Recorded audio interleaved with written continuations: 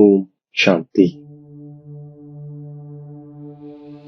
நான் இந்த தேகம் மற்றும் தேகத்தின் அனைத்து உறவுகளிலிருந்தும் என்னை விடுவித்துக் கொண்டு என்னை நான் ஒரு பிரகாசிக்கின்ற ஒளிப்புள்ளியாக அனுபவம் செய்கின்றேன். நான் ஆத்ம அபிமானி ஆவதற்காக இன்று பாப்தாதா கொடுத்த ஒவ்வொரு சோமானங்களும் சிந்தனை செய்து பார்க்கின்றேன். நான் உண்மையிலும் உண்மையான ராஜ ரிஷியாக, ராஜயோகியாக இருக்கின்ற ஆத்மா. நான் ராஜ்யத்தை அடைவதற்காக தூய்மையாக ஆகின்ற ஆத்மா. நான் படிப்பின் மீது முழுமையிலும் முழுமையான கவனம் வைத்து ராஜ்யத்தை பெறுகின்ற ஆத்மா. நான் தந்தை சொல்வதை நல்லவிதமாக கேட்டு தாரணை செய்கின்ற ஆத்மா. நான் இப்போது தந்தையிடமிருந்து சகஜ ராஜயோகத்தை கற்றுக்கொண்டிருக்கின்ற ஆத்மா. நான் ராஜயோகத்தை ஒரு பிறவியில் மட்டுமே கற்கின்ற ஆத்மா. நான் இந்த ராஜயோகத்தை சங்கமிகத்தில் மட்டுமே கற்றுக்கொள்கின்ற ஆத்மா. நான் இப்போது மகாத்மா மற்றும் ராஜரிஷிகளாக இருக்கின்ற ஆத்மா. நான் இப்பொழுது தந்தையிடம் படிக்கின்ற ஆத்மா. நான் தந்தையிடம் தூய்மையாக இருப்பேன் என்று உறுதிமொழி கொடுத்திருக்கின்ற ஆத்மா. நான் இப்பொழுது தந்தையிடமிருந்து சொர்க்கத்தின் ராஜ்யத்தை எடுத்துக் கொண்டிருக்கின்ற ஆத்மா. நான் எல்லைக்கப்பாற்பட்ட தந்தையிடமிருந்து சொர்க்கத்தின் ராஜ்யத்தின் ஆஸ்தியை எடுத்துக் கொண்டிருக்கின்ற ஆத்மா. நான் இங்கே மிகப்பெரிய பொக்கிஷத்தை பெறுகின்ற ஆத்மா. நான் இங்கே மிகப்பெரிய வருமானத்தை அடைகின்ற ஆத்மா. நான் ரத்தினங்களினால் பையை நிரப்பிக் கொள்கின்ற ஆத்மா.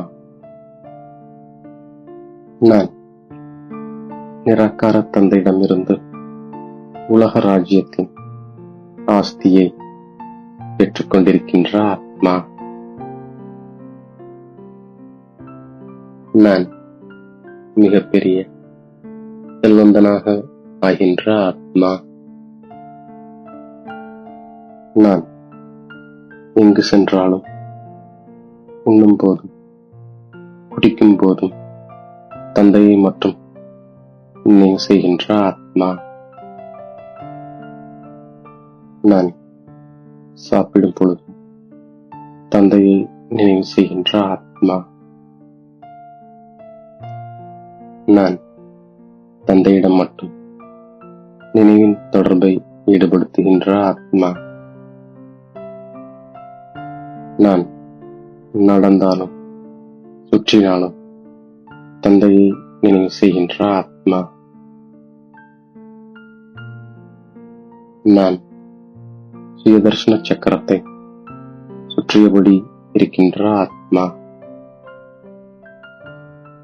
நான் 84 பிறவிகளை முடித்துவிட்டு வதனத்தை நோக்கி செல்கின்ற ஆத்மா. நான் வீட்டுக்கு சென்று பிறகு வந்து ராஜ்யம் செய்கின்ற ஆத்மா. நான் முழு உலகத்திற்கும் எஜமானனாக இருக்கின்ற ஆத்மா. நான் யோக பலத்தின் மூலம் உலகின் எஜமானனாக ஆகின்ற ஆத்மா. நான் நினைவின் பலத்தின் மூலம் தந்தையிடமிருந்து உலகின் ராஜ்யத்தை எடுக்கின்ற ஆத்மா. நான் முழு சக்கரத்தையும் தெரிந்து கொண்ட ஆத்மா. நான் ஒருபோதும் விகாரத்தில் செல்ல மாட்டேன் என்று உறுதிமொழி எடுத்துக்கொள்கின்ற ஆத்மா. நான் சிவத்தந்தையின் மூலம் முள் நிறைந்த காட்டிலிருந்து மலர் நிறைந்த தோட்டத்திற்கு செல்கின்ற ஆத்மா. நான் இப்போது மிக உயர்ந்த வருமானத்தை சம்பாதித்துக் கொண்டிருக்கின்ற ஆத்மா. நான் ஞானத்தின் மூலம் சத்கதி அடைகின்ற ஆத்மா. நான் குலத்திற்கு களங்கம் விளைவிக்கும் எந்த கெட்ட செயலையும் செய்யாமல் இருக்கின்ற ஆத்மா. நான் தூய்மை அடைவதற்கான உறுதிமொழியை எனக்கு நானே எடுத்துக்கொள்கின்ற ஆத்மா. நான் எனது நேரம், பணம் அனைத்தையும் நல்ல விதத்தில் பயன்படுத்துகின்ற ஆத்மா.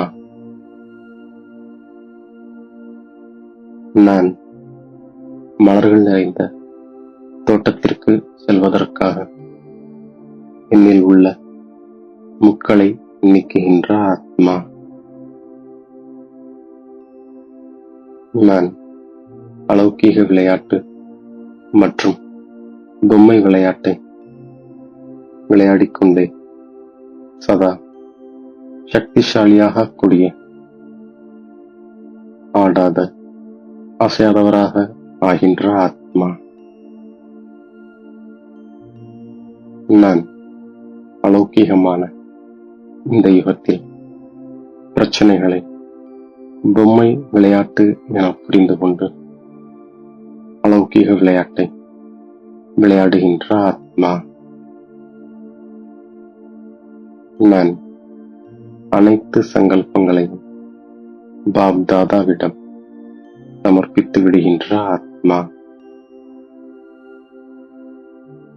நான் தினமும் அமிர்த வேளையை சாட்சியாளராகி சர்வ சக்திகளினால் என்னை அலங்கரித்துக் கொண்டு ஆடாத அசையாதவனாக இருக்கின்ற ஆத்மா.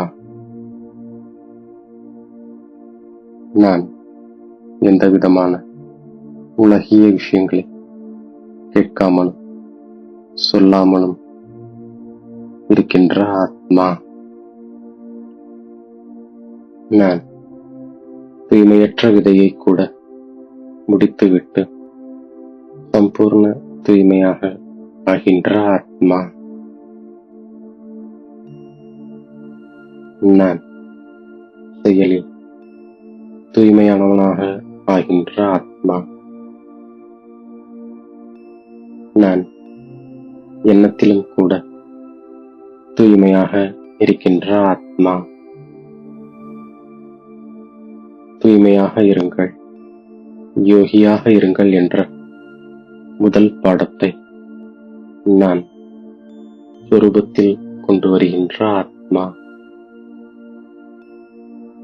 நான் தந்தைக்கு சமமானவனாக மற்றும் தந்தையின் அருகில் வருவதற்கான அதிகாரியாக ஆகின்ற ஆத்மா. இவ்வாறாக இன்று பாப் தாதா கொடுத்த ஒவ்வொரு சோமானங்களை நான் இன்றைய நாளில் ஒவ்வொரு காரியத்திற்கேற்ப பயன்படுத்தி வெற்றி முக்தியாக ஆகின்றேன். மேலும் தாயும் தந்தையுமாகிய பாப் தாதாவிற்கு என்னுடைய கோடான கோடி நன்றிகளை மனதார சமர்ப்பிக்கின்றேன். ஓம் சாந்தி.